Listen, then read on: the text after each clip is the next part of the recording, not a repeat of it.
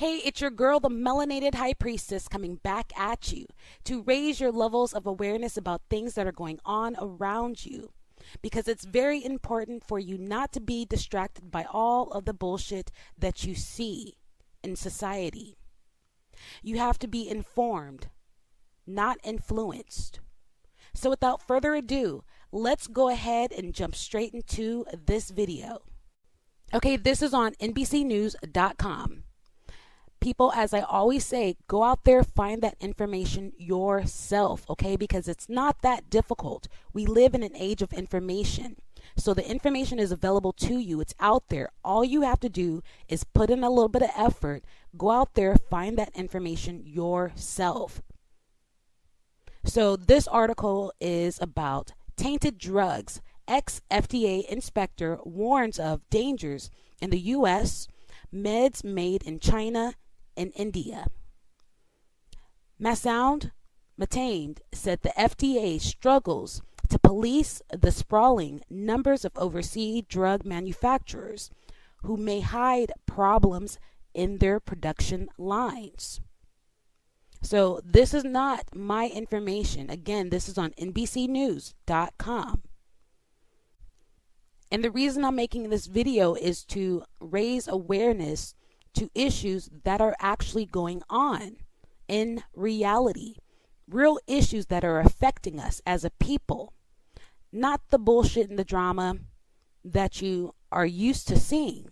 Because those are just distractions to keep us distracted, okay, on what's really going on.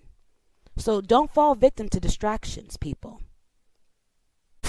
Some of the most popular generic blood pressure medications on the market, recalled over and over, 45 times in less than a year. Certain batches of valsartan, losartan, and irbesartan. I was really shocked. Last summer, Denise Schreck got a chilling letter from her pharmacy. The impurity has been classified as a probable human carcinogen.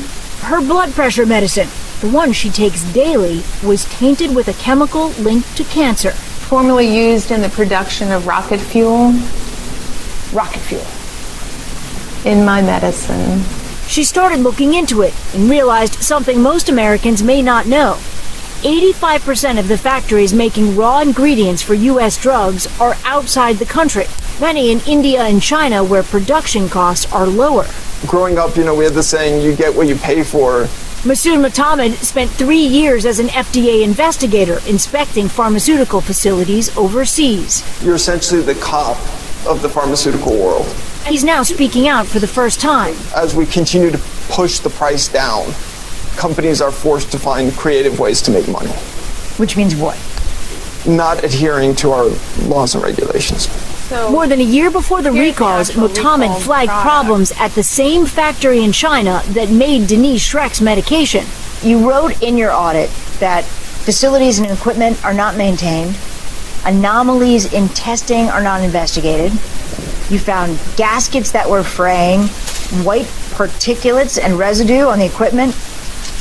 All of that in a place that's making drugs intended for the U.S. Correct. What was your recommendation? Official action, meaning FDA takes intervention. And then what did the FDA do? It was determined that official action was not required. So you were overruled? Correct. But it wasn't just that plant. Take a look at his inspection report from this facility in India, also making drug ingredients that became part of the recall. We were quite shocked to see that they were staying up all night shredding extensive amounts of documents right before our audit. They were up all night shredding documents? Correct. It means there's a systemic issue. Matamed says there are too few qualified FDA inspectors and too few inspections.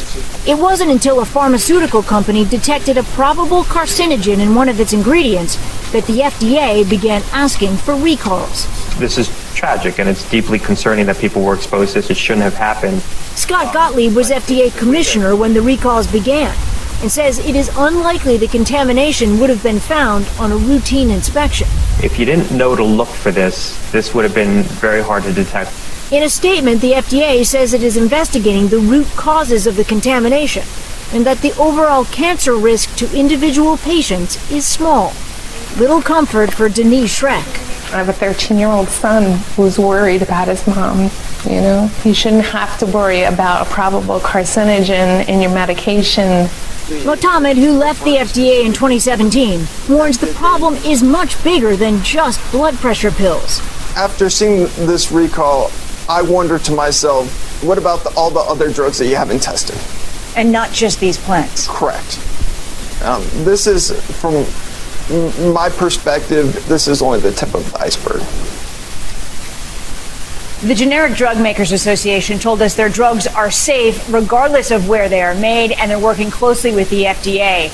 The drug company in China also says it's working with regulators. And Lester, as far as that company in India where Motamed said they were shredding documents, they did not respond to our questions. All right, for all those people out there on these blood pressure medications, just watch your report. What should they do?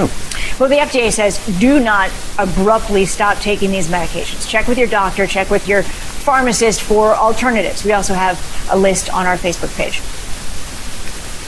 Okay, so my own personal thoughts about this matter is that it's so important for us to do our own research and to be very vigilant on what is going on and into our bodies. Don't just say okie dokie to the bullshit. Ask questions. Be truly informed, not influenced. So until next time, much peace and much love.